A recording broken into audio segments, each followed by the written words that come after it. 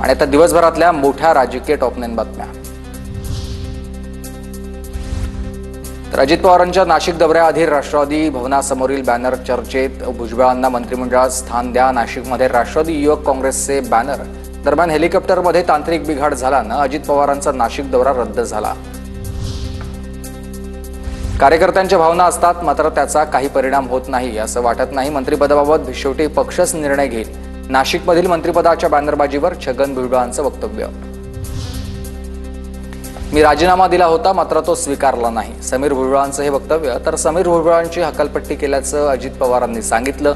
ED CBI पासून वाचण्यासाठी समीर भुजबळ अजित पवारांच्या पुढे करतायत, सुहास कांदेंचा निशाणा।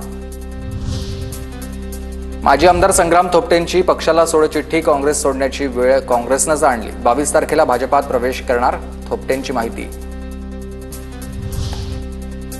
पुण्यामध्ये काँग्रेसला गळती। संग्राम थोपटे पाठोपाठ युवक काँग्रेस प्रदेश सरचिटणीस रोहन सुरवसे पाटील यांचाही राजीनामा। अंबाजोगाईमध्ये रणजित कासलेंविरोधात आणखी एक गुन्हा दाखल। आईच्या उपचारासाठी म्हणून व्यावसायिकाकडून 6 लाख कासलेंनी घेतले।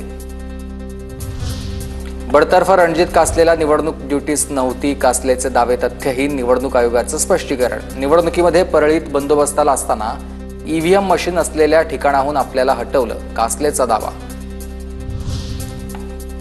जुगार खेळतो, गोव्यातून दारू आणतो। बिडवलकर हत्या प्रकरणातला आरोपी सिद्धेश शिरसाटचा व्हिडिओ। वैभव नायकांकडून ट्विट।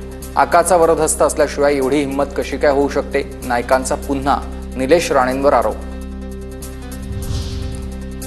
किरीट सोमय्यांच्या कार्यालयात एक जण पिस्तूल घेऊन आलाय। सुरक्षा रक्षकानं पिस्तूल घेऊन आलेल्या व्यक्तीला रोखलं। सोमय्यांकडून मुलुंडच्या नवघर पोलिसात तक्रार।